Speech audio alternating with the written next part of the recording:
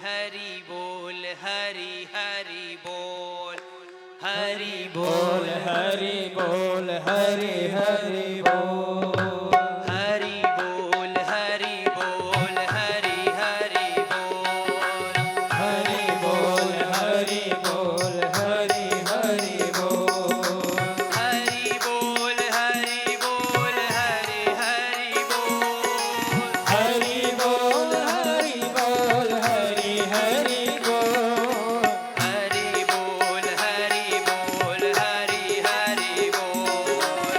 हरि बोल, हरि बोल, हरि हरि बोल। तो वो छाछ पीने वाला अब तो ठगा सा रह गया, लेकिन उसको आनंद जो आया आज तक उसको वो अनुभूति नहीं हुई। अब उन्होंने वो हरि बोल नाम देकर के आगे चले गए। सोचा कि चलो पीछे चेला लोग हैं, इनसे ले लेते हैं। तो चेला लोगों को बोले, चेला लोगों आपके गुरुजी छाछ पी गए, मूल्य नहीं दिए। चेला लोग बोले, गुरुजी के पास कुछ नहीं तो हम का हमारे पास क्या है, हमारे पास भी कुछ नहीं है। ठगा सा रह गया छाछ वाला। और चैतन्य महाप्रभु ने वो घड़ा जो अपने हाथों में लिया था, उस घड़े को लेकर के वो सर पे रख करके सोचा चलो कोई बात नहीं है, आज आनंद बहुत आया ऐसे दिव्य संत के दर्शन करके, चलो आज हमने सेवा कर दी, ये भाव करके चलने ही लगा। थोड़ा सा मन में ये था कि कुछ तो मूल्य मिल जाता। चलते चलते उसको अपने जो सर का घड़ा था वो भारी होने लगा, धीरे धीरे भारी होने लगा। और जब भारी होने लगा तो एक पेड़ के नीचे उसने उसको उतारा। तो कहा ये तो बिल्कुल खाली था, अब ये भारी कैसे हो गया। सो घड़े को उतार के उसने जो देखा तो रत्नई भांड पूरित, रत्नों से वो पूरा घड़ा भरा हुआ था। और उस घड़े को लेकर के वो घर नहीं गया, उस घड़े को देख करके उसके आंखों से अश्रु बहने लगे। और वो क्या सोचा कि एक मिट्टी के घड़े को उस संत ने स्पर्श किया और वो रत्नों से भर गया। वो संत अगर इसे स्पर्श कर ले तो क्या नहीं हो सकता। उस घड़े को वही नदी में फेंका, भगा जोर से संत के पीछे। और जो संत के दर्शन हुए वही उनके पीछे होकर के लग गया चरणों में। हरि बोल, हरि बोल, हरि हरि बोल, हरि बोल, हरि बोल, हरि हरि बोल, हरि बोल, हरि बोल, हरि हरि बोल, हरि बोल, हरि बोल, हरि हरि बोल, हरि बोल, हरि बोल, हरि हरि बोल, हरि बोल, हरि बोल, हरि हरि बोल, हरि बोल, हरि बोल, हरि हरि बोल, हरि बोल, हरि बोल, हरि हरि बोल, हरि बोल, हरि बोल, हरि हरि बोल।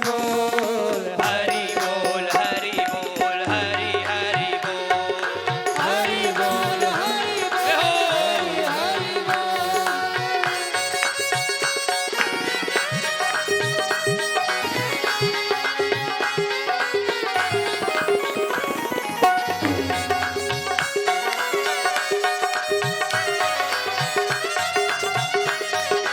बोल।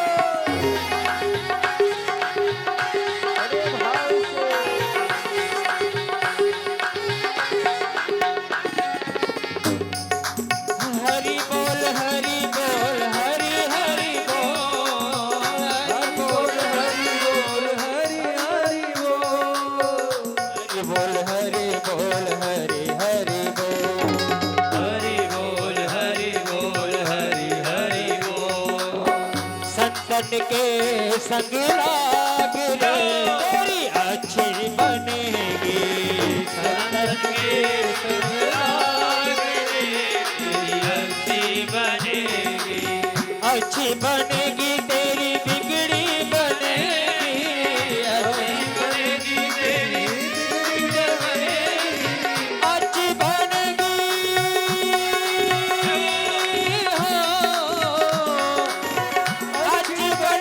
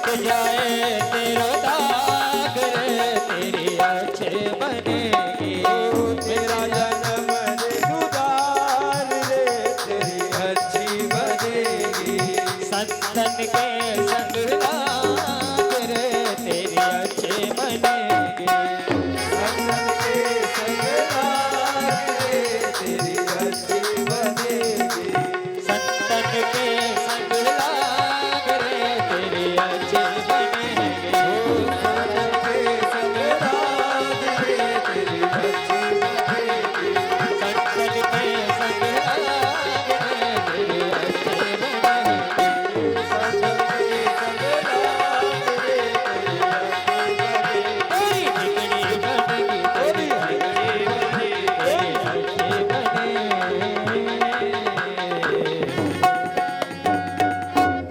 बोलिए मोर मुकुट बंसी वाले की जय बोलिए बांके बिहारी लाल की जय जय जय श्री राधे श्याम निगम कल्पतरोर्गलितं फलम् शुकमुखादमृत द्रव संयुतम् पिबत भागवतं रसमालयम् मुहुरहो रसिका भुवि भावुका।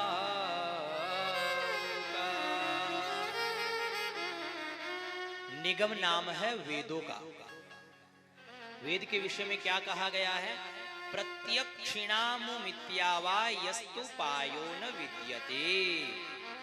जिस वस्तु को आप प्रत्यक्ष नहीं देख सकते या जिस वस्तु के विषय में आप अनुमान भी नहीं लगा सकते, उस वस्तु को जनाने का, उस वस्तु का ज्ञान कराने का कोई माध्यम है तो वो है वेद या वेदादि।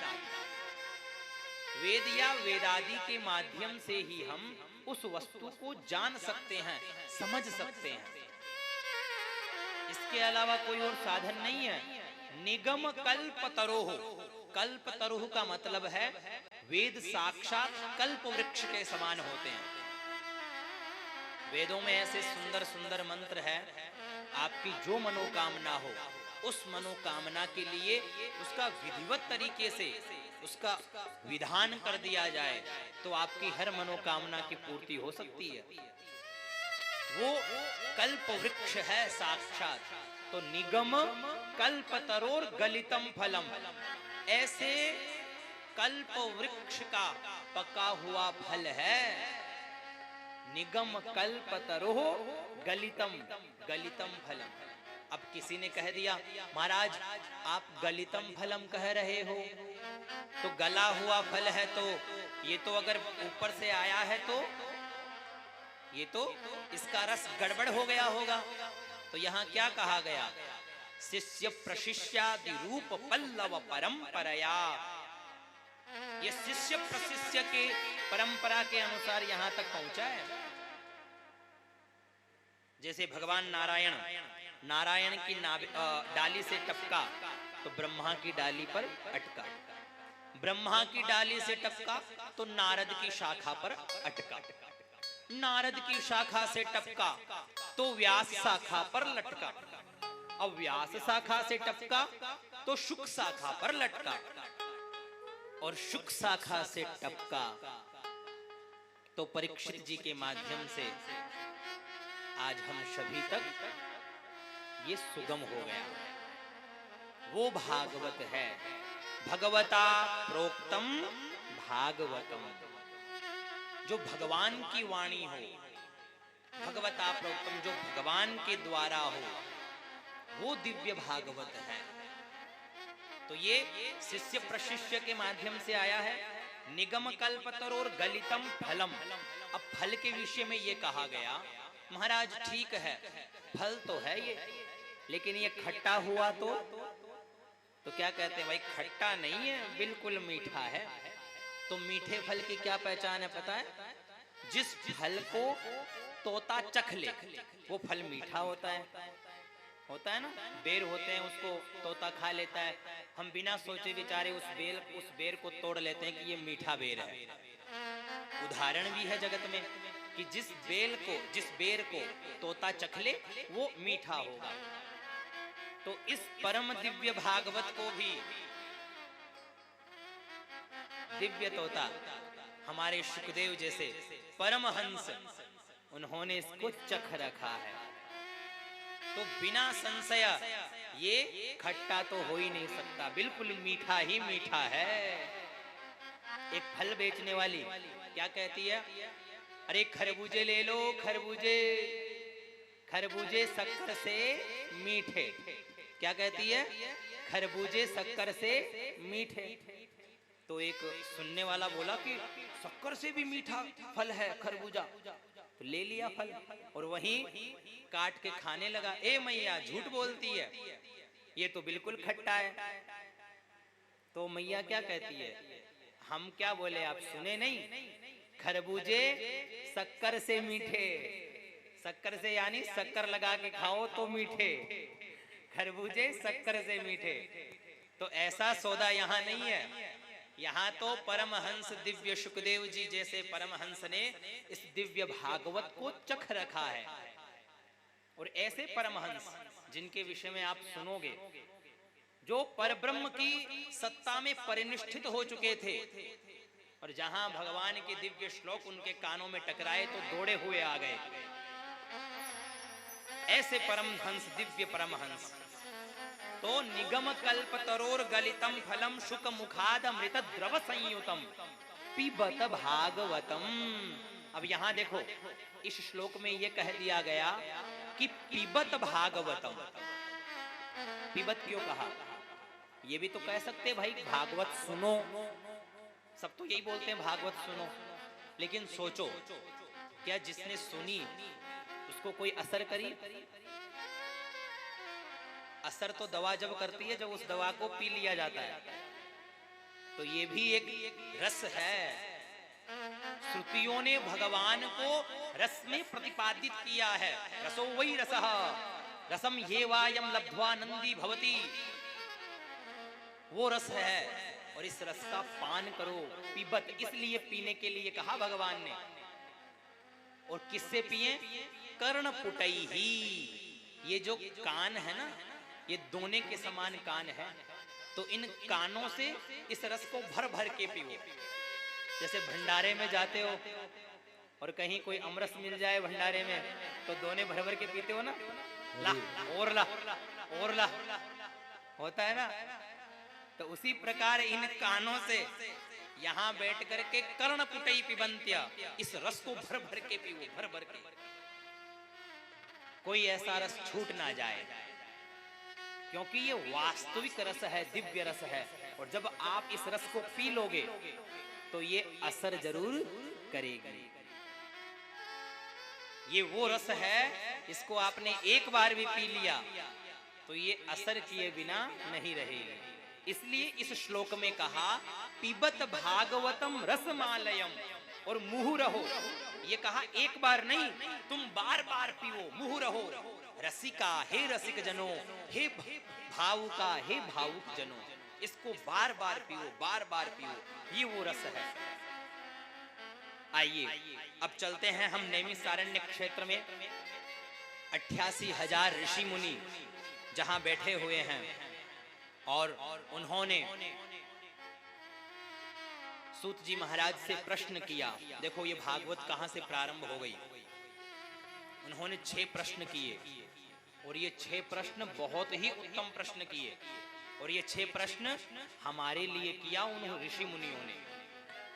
88,000 ऋषि मुनियों में प्रधान शौनक सूत जी महाराज से प्रश्न करते हैं, किम श्रेयः शास्त्र सारः कह स्वावतार प्रयोजनम किम कर्म केवताराश्च धर्मः कम शरणम गतः। महाराज आगे घोर कलयुग आ रहा है। कलयुग के लोगों का उद्धार कैसे होगा, उनका उद्धार होने के लिए कोई सरल सा और कोई श्रेष्ठ साधन बताओ। ये पहला प्रश्न। दूसरा प्रश्न कि शास्त्र बहुत है, किम श्रेयः शास्त्र सारः। शास्त्र बहुत सारे हैं, लेकिन संपूर्ण शास्त्रों का सार क्या है? सार की महिमा जानते हो क्या आप लोग? जैसे दूध होता है, दूध का सार क्या है? घी। दूध का सार हुआ घी। दूध की कीमत कितनी है? 50 रुपए। 50 रुपए होगी वर्तमान में। और देसी गाय का घी लो तो 1000 रुपए, 1100 रुपए, 1000 रुपए के बराबर मिलेगा। कितना गुना ज्यादा पेमेंट हो गया।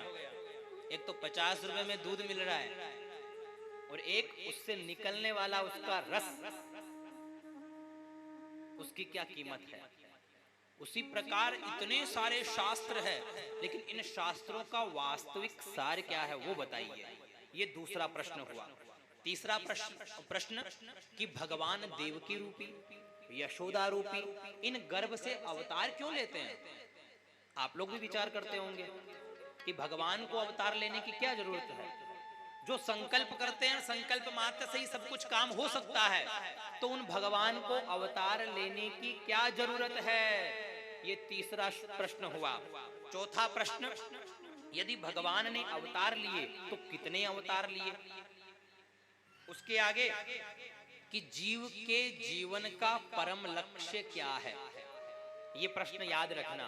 अभी बड़े अच्छे तरीके से समझाऊंगा मैं कि जीव के जीवन का, हम सभी जीव हैं, और हमारे जीवन का परम लक्ष्य क्या है।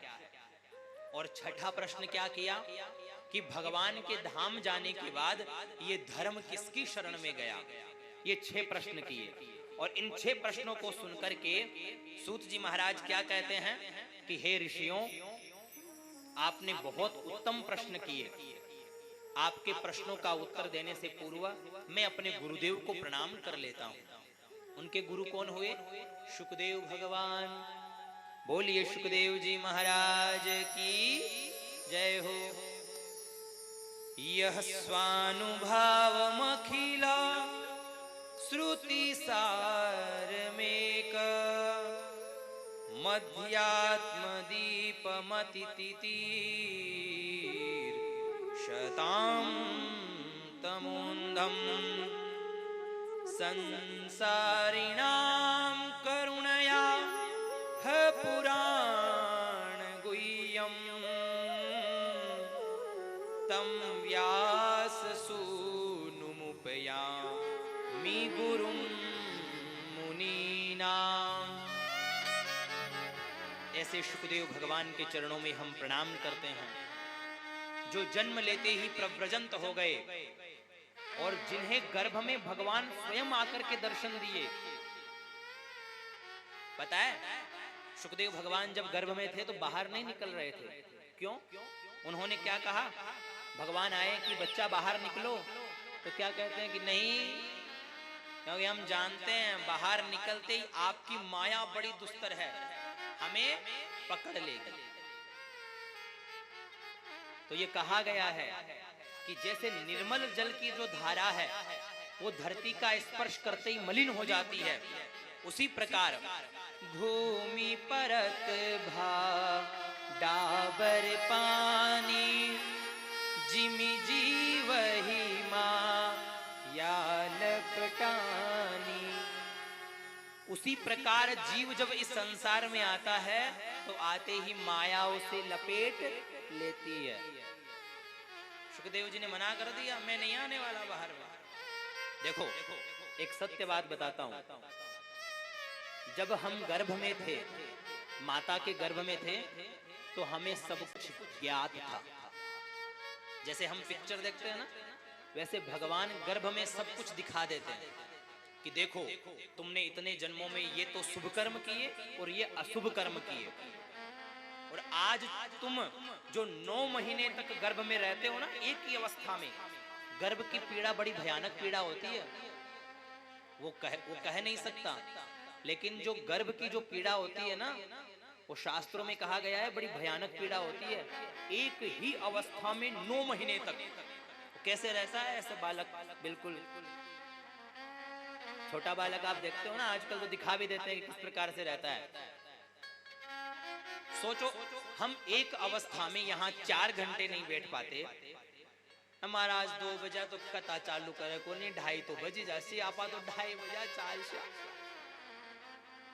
आराम से 3 तो बजी जासी।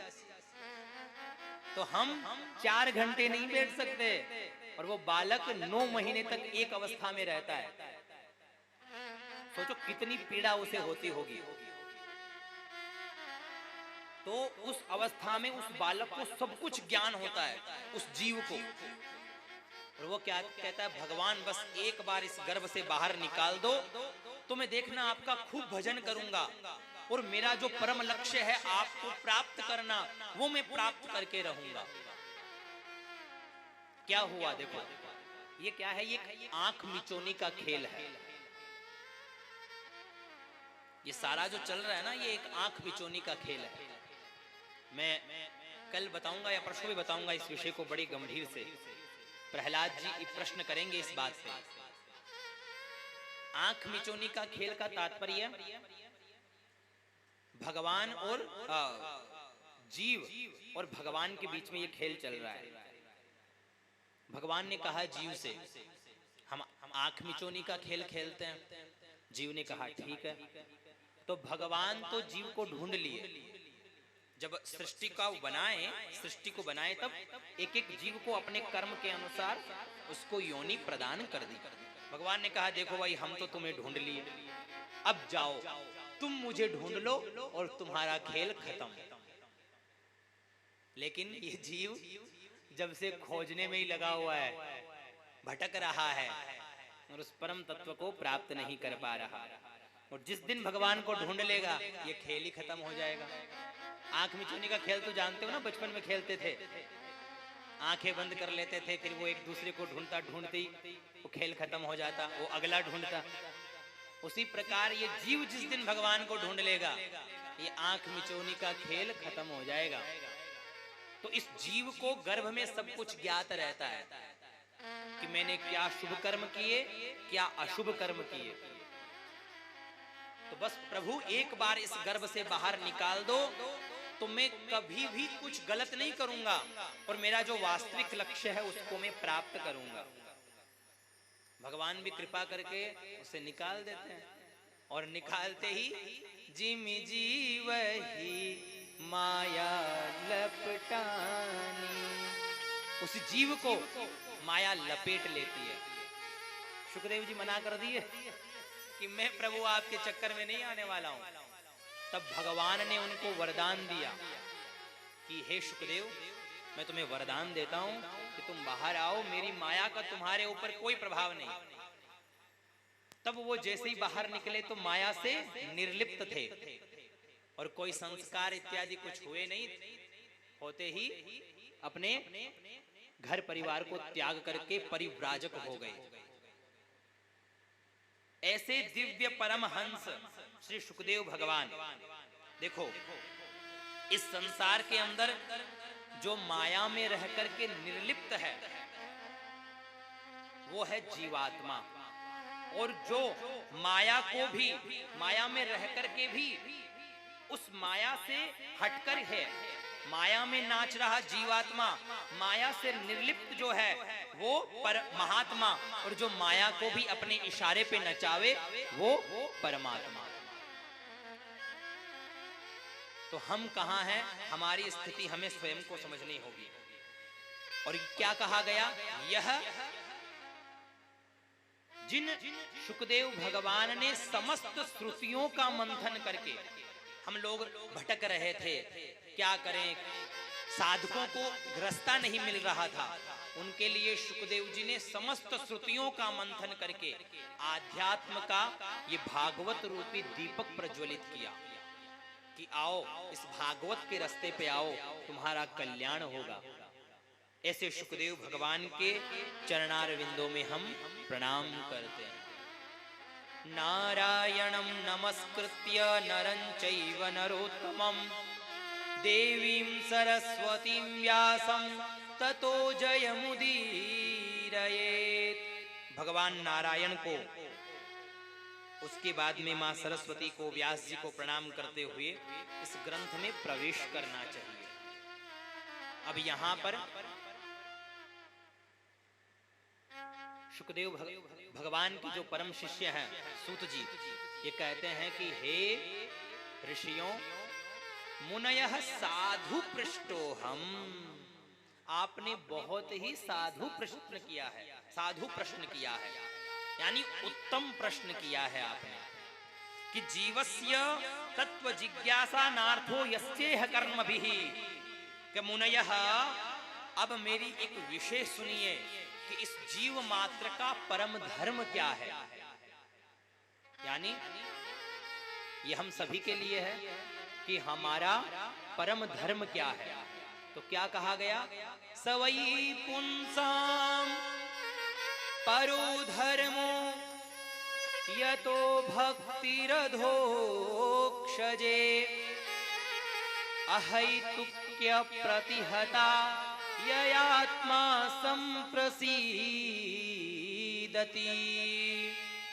जीव का परम धर्म भगवान के चरणार विंदों में प्रेम करना है। लेकिन कैसा प्रेम करना है? हम भगवान को कब याद करते हैं?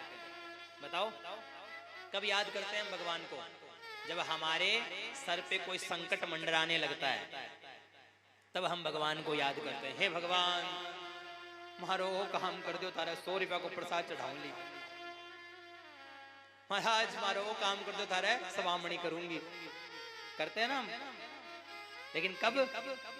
जब हमें भगवान की जरूरत होती है, हम कष्ट में होते हैं, तब। लेकिन इस श्लोक में क्या कहा कि आपका प्रेम, आपकी भक्ति अहैतुक्य होनी चाहिए। अहैतुक्य प्रतिहता ययात्मा संप्रसीदति। आपकी जो भक्ति है वो अहैतुकी होनी चाहिए, उसमें कुछ हेतु नहीं होना चाहिए। स्वाभाविक प्रेम आपका भगवान के प्रति होना चाहिए। जैसे एक माँ का अपने बच्चे के प्रति स्वाभाविक प्रेम होता है। बच्चा कहीं भी खेल रहा हो, कूद रहा हो, कहीं भी व्यापार में हो, किसी भी स्थिति में हो, तो माँ उसको स्वाभाविक उसका चिंतन करती रहती है, क्योंकि वो स्वाभाविक प्रेम है। एक प्रिया प्रीतम का, विदेश गए हुए प्रीतम का स्वाभाविक चिंतन करती है। उसी प्रकार हमारा प्रेम ठाकुर जी से स्वाभाविक होना चाहिए, उसमें किसी प्रकार की हेतु नहीं होनी चाहिए। वो स्वाभाविक प्रेम हमारा ठाकुर जी के चरणों में होना चाहिए। यही हमारा जीवस्य तत्व जिज्ञासा। सवै पुंसाम परो धर्मो, ये हमारा परम धर्म है कि इस जीव का भगवान के चरणों में स्वाभाविक प्रेम जागृत हो जाए, स्वाभाविक प्रेम बन जाए। अहैतुक्य प्रतिहता ययात्मा संप्रसीदति। देखिए, जनयत्यासु वैराग्यम ज्ञानम च यद हेतुकम, ये कहा गया। अगर ऐसा स्वाभाविक प्रेम आपका भगवान के प्रति बन गया तो आपको जगत से वैराग्य लेने की आवश्यकता नहीं पड़ेगी। मीरा का चित्त गिरधर गोपाल में जो स्वाभाविक बना, जो प्रेम जागृत हुआ, तो उसको कहने की आवश्यकता नहीं पड़ी। उसके मुख से स्वतः निकला कि मेरे तो गिरधर गोपाल दूसरों न कोई। आओ इस भाव को स्पर्श करते हुए आगे बढ़ते हैं।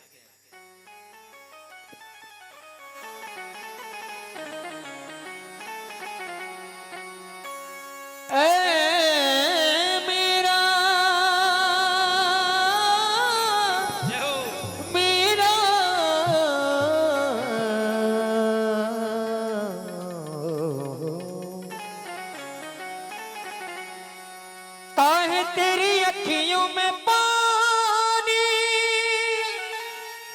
काहे तेरी अखियों में पानी है। कृष्ण दीवाने मेरा श्याम दीवाने, कृष्ण दीवाने मेरा श्याम दीवाने। दीवाने दीवाने दीवाने ओ मेरा प्रेम दीवाने, ओ मेरा श्याम दीवाने, ओ मेरा प्रेम दीवाने, ओ मेरा श्याम दीवाने। राधे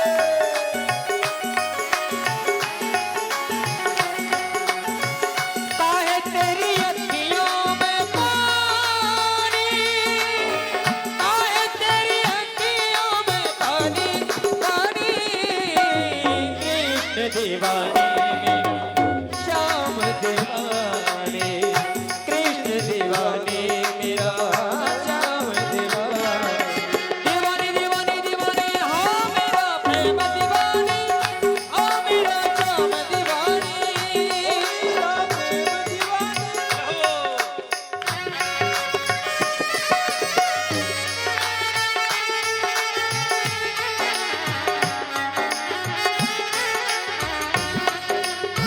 हरि बोल।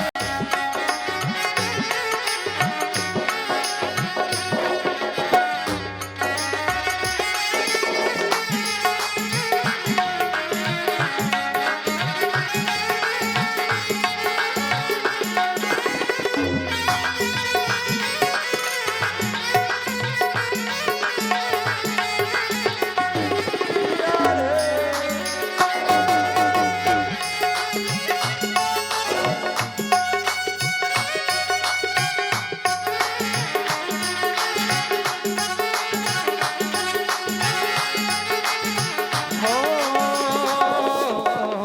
हंस के तो पीवे विष का प्याला, तो है क्या डर तेरे संग है गोपाला, तो है क्या डर।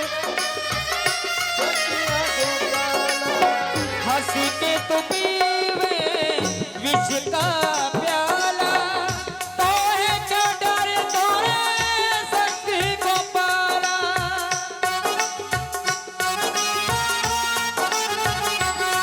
हो तेरे तन की ना होगी हानि, तेरे तन की ना होगी हानि। कृष्ण दीवाने मेरा श्याम दीवाने, कृष्ण दीवाने मेरा श्याम दीवाने।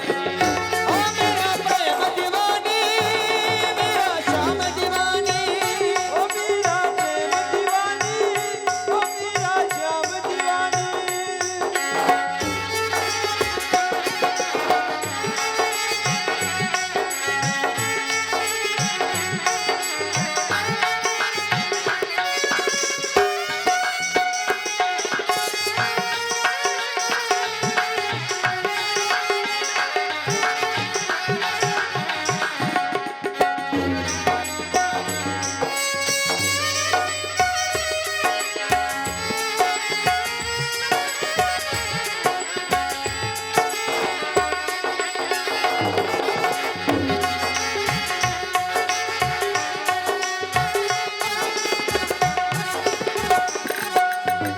सबके लिए मैं मुरली बजाऊं, नाच नाच सारे जग को नचाऊं।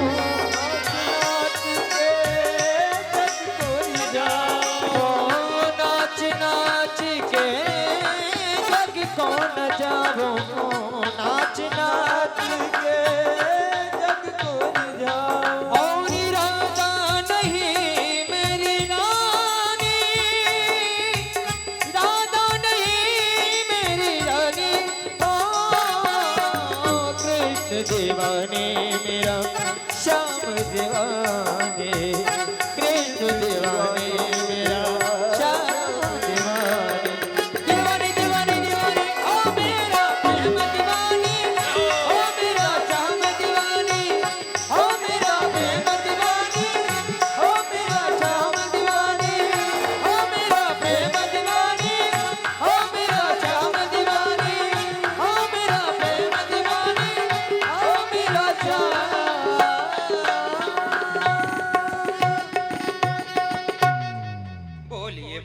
कृष्ण लाल की जय मोर मुकुट बंसी वाले की जय बोलिए भागवत महापुराण की जय। तो ऐसे जब स्वाभाविक प्रेम हमारा भगवान के प्रति बनता है तो इस जीव को कहने की आवश्यकता नहीं होती, वो सब क्रियाएं स्वतः होती है। सोचिए, विचार करिए। एक बहुत सरल उदाहरण है और वो आप लोगों के ऊपर है, माताओं के ऊपर। आप लोग बचपन में जब छोटे थे तब आप क्या कहते थे? जिस घर में आप जन्म लिए उस घर में आप क्या कहते थे? ये मेरे माताजी हैं, ये मेरे पिताजी हैं, ये मेरा घर है, ये मेरी गाड़ी है। जो पिताजी का था, माताजी का था, यही तो बोलते थे। थोड़ा सा समय निकला, आप थोड़े से युवान हुई, युवती हुई, आपका पाणी ग्रहण संस्कार दूसरी जगह हुआ। होते ही अब समय लगा, थोड़ा थोड़ा समय लगा, लेकिन अब आपके लिए वही सब कुछ है। वही आपका घर है, वही आपका परिवार है। अब आपका वहां जाना भी नहीं होता इतना। माताएं होती है ना, जिनकी थोड़ी अवस्थाएं हो जाती है, उनका उतना पीहर जाना भी नहीं होता है, क्योंकि उनको पता चल गया वो मेरा घर नहीं, वो पराया घर था, ये मेरा घर है। कब? एक बार में तो नहीं हुआ, लेकिन धीरे धीरे हुआ। तो इसी उदाहरण से हमें समझ जाना चाहिए, इस जीव का परम घर वो है, ये पराया घर है। हमें समझना चाहिए, हम इसे कह रहे हैं ये मेरा, मैं और मेरा के चक्कर में फंसे हुए हैं। ये मैं और ये मेरा, लेकिन ज्ञात रहे कि वो हमारा घर है। लेकिन कब पता चलेगा? जैसे आपका पाणी ग्रहण संस्कार हुआ तो आप इस घर में आए, ऐसे ही हमारा पाणी ग्रहण संस्कार कौन करवाएगा? कौन करवाएगा बताइए? आपका पाणी ग्रहण संस्कार कौन करवाएगा? उस परम पिता से, उस परम पति से। बाकी संसार में सब स्त्रियां हैं, जितने जीव है, परम पति केवल वही है। उससे हमारा संबंध कराने वाला कौन है? उससे संबंध जो होगा, देखो आप लोगों का संबंध तो मैं करवा दूंगा, ठीक है?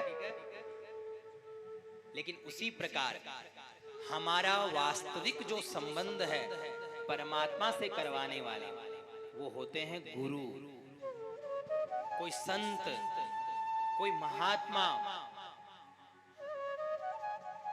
जो कि हमें एक दिव्य उपदेश के माध्यम से, दिव्य ज्ञान के माध्यम से हमारा पाणी ग्रहण संस्कार भगवान से कर देते हैं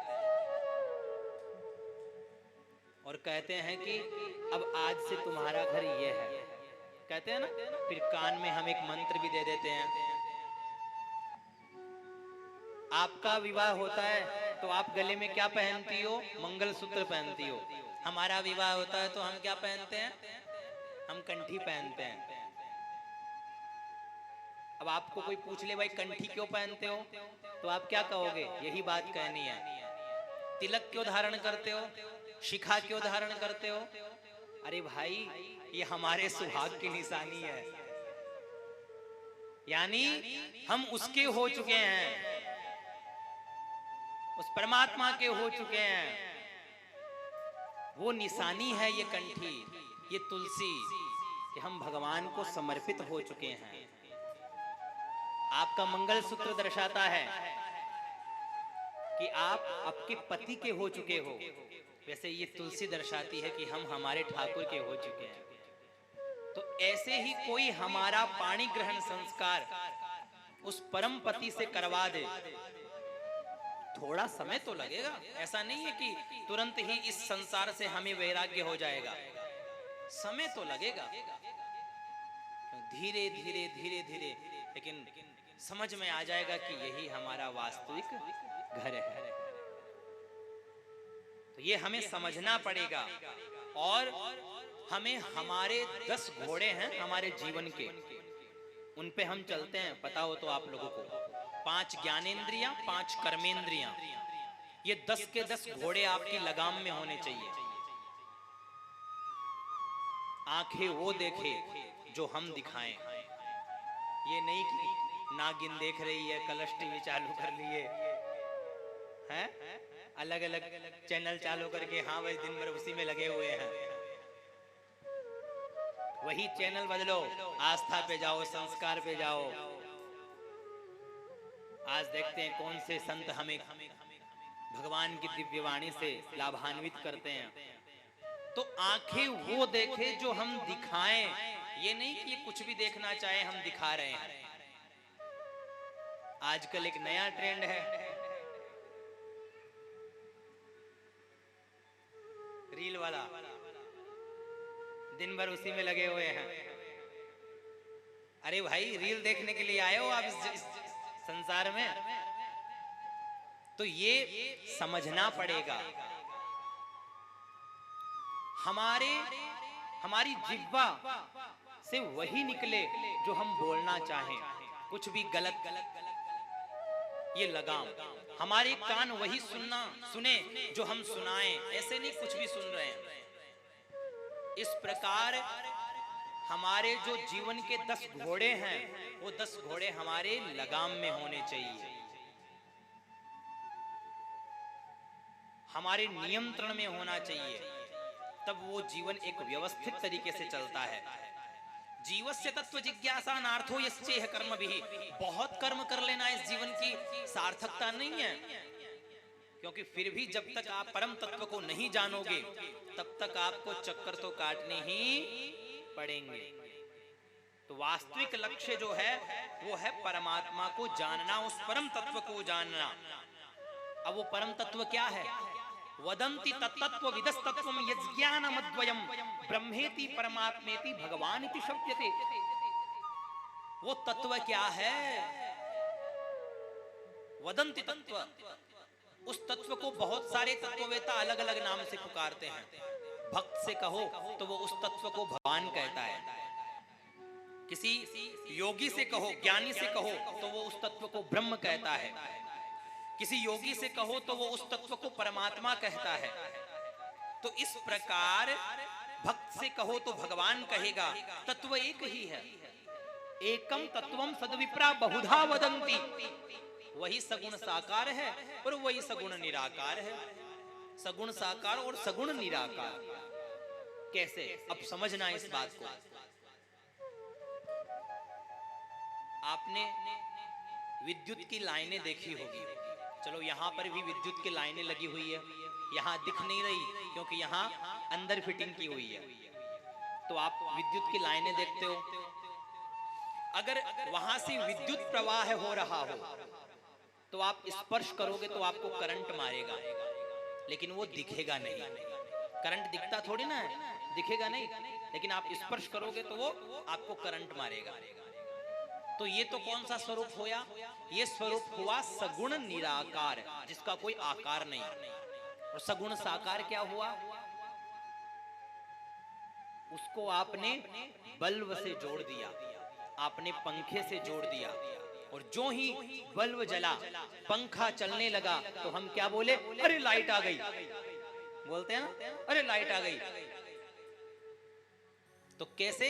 वो दिख रहा है, आंखों का विषय बन गया। तो वही तत्व सगुण निराकार है, वही तत्व सगुण साकार है। एकम तत्वम सद्विप्रा बहुधा वदंती। और सगुण साकार में शेष गणेश दिनेश महेश सुरेश जाहि निरंतर ध्यावे। और वही जब हमारी आंखों का विषय बनता है तो पता है एक ग्वालिनिया, व्रज की ग्वालिनिया छछियां भर छाछ पे नाच नचावे, वही उस परम तत्व को क्या कहती है? अरे कन्हैया जरा थोड़ा सा ठुमका मार के दिखा दे तो तेरे को ताजो ताजो माखन खवाऊंगी। और भगवान वो परम तत्व है, उनके सामने उस माखन भी पाता है और उनके सामने ठुमक ठुमक करके नाचता भी है। कब? जब वो इन आंखों का विषय बनता है। एकम तत्वम सद्विप्रा बहुधा वदंती, ताही अहीर की छोहरियां छछियां भर छाछ पे नाच नचावे। तो ऐसे ही वो तत्व जो है उसके अनेकों अवतार है। मुख्य रूप से उसके 24 अवतार है। कोई आवेशावतार, कोई अंशावतार, कोई कलावतार तो कोई पूर्णावतार। एते चांश कलापुंसः कृष्णस्तु भगवान स्वयं। ऐसे भगवान के अनेकों अवतार हुए। अब यहां पर विषय बनता है कि हमें कौन सा तत्व प्रिय है। जैसे किसी को खाने में पूड़ी अच्छी लगती है, किसी को पराठे अच्छे लगते हैं, तो किसी को दाल रोटी में ही आनंद है। अपना सबका अपना अपना स्वाद है। अब तत्व आपको एक पकड़ना है, कोई भी तत्व पकड़ लीजिए। आपको भोले बाबा अच्छे लगते हो तो भोले बाबा की उपासना करिए। आपको कृष्ण जी छेल छबीले अच्छे लगते हो तो कृष्ण जी की उपासना करिए। आपको मर्यादा पुरुषोत्तम राम जी अच्छे लगते हो तो राम की उपासना करिए। तत्व एक ही है, ये भूल जाना कि कोई तत्व अलग अलग है, नहीं, तत्व एक ही है। एकम तत्वम सद्विप्रा बहुधा वदंती। बहुत से लोग उसको बहुत सी बातें बोलते हैं, लेकिन है वो एक ही। ईशावास्यमिदं सर्वं यत्किंच जगत्यां जगत् तेन तियक्तेन भुंजीथा मा गृध कस्य स्विद्धनम्। वही तत्व संपूर्ण ब्रह्मांड में व्याप्त है। ईशावास्यमिदं सर्वं, सर्वं खलविदं ब्रह्मा। लेकिन हमें हमारे रुचि के अनुसार जो अच्छे लगे उनकी उपासना करना प्रारंभ कर दो, क्योंकि कहा गया है हरि व्यापक सर्वत्र समाना, प्रेम ते प्रगट होई में जाना। हरि व्यापक सर्वत्र समाना, वो हरि संपूर्ण जगह व्याप्त है, लेकिन प्रकट कैसे होगा? वो प्रेम से ही प्रकट होगा। अरे प्रहलाद जी तो एक खंभे से भी भगवान को प्रकट कर देते हैं। वो दृढ़ विश्वास कि हाँ मेरे प्रभु इस खंभे में भी है, उस खंभे से भी प्रहलाद जी भगवान को प्रकट कर देते हैं। कलयुग के संत नामदेव जी कुत्ते से ही भगवान को प्रकट कर देते हैं। अपने टिक्कड़ सेक रहे थे तो कुत्ता उस टिक्कड़ को मुंह में दबा के भगने लगा। तो जिनकी दृष्टि ये हो गई कि संपूर्ण चराचर जगत में भगवान व्याप्त है, तो काहे का तो द्वेष, कहां द्वेष होना है, और सभी जगह प्रेम ही प्रेम। तो कुत्ता जब उस रोटी को लेकर के भगने लगा तो पीछे से, अरे कन्हैया सूखी रोटी खाओगे गले में फंस जाएगी, लो माखन लगा देता हूं, रुक जाओ। अरे रुक जाओ, थोड़ा सा माखन लगा देता हूं। तो ही भगवान उस कुत्ते से प्रकट होकर के नामदेव को गले लगा लिया। लेकिन हुआ कैसे? कि हरि व्यापक सर्वत्र समाना, प्रेम ते प्रगट होई में जाना। हरि व्यापक सर्वत्र समाना, तुलसीदास जी ने साफ साफ लिख दिया। बस प्रेम हो हमारा ऐसा, हमारी दृष्टि हो ऐसी कि सर्वम खलविदम ब्रह्मा। भाई ये जो मोक्ष के दरवाजे पे जो ताला लटका हुआ है ना, उस ताले की ये मनुष्य शरीर ही चाबी है। बहुत बड़ी बात कह रहा हूं मैं। आपको ये जीवन मिल गया और ये जीवन व्यर्थ चला गया तो पछतावे के अलावा कुछ नहीं बचेगा। ये ध्यान रखना। कितनी करोड़ योनियों में भटक करके आप आए हो, आपको अनुमान नहीं है उस विषय का।